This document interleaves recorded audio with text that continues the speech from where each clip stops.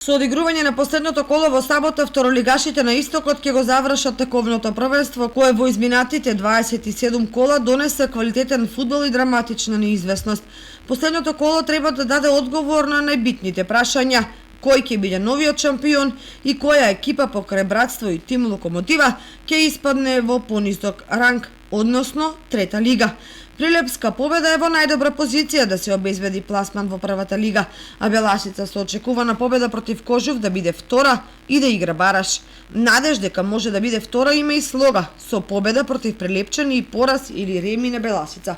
Осогово само чудо може да го спаси од испаѓање, а тоа значи жолто-сините да победат во Житоше, што не е невозможно, но Детонит да загуби на свој терен од Каменица Саса, што е возможно, но тешко за верување. Еве ги двојките за ова коло. Во Пехчево Тим Локомотива, во Житоше Братство Осогово, во Радовиш Детонит Јуниор Каменица Саса, во Гевгелија Кожув Беласица и во Виница Слога победа. Надпреварите започнуваат во 17 часот.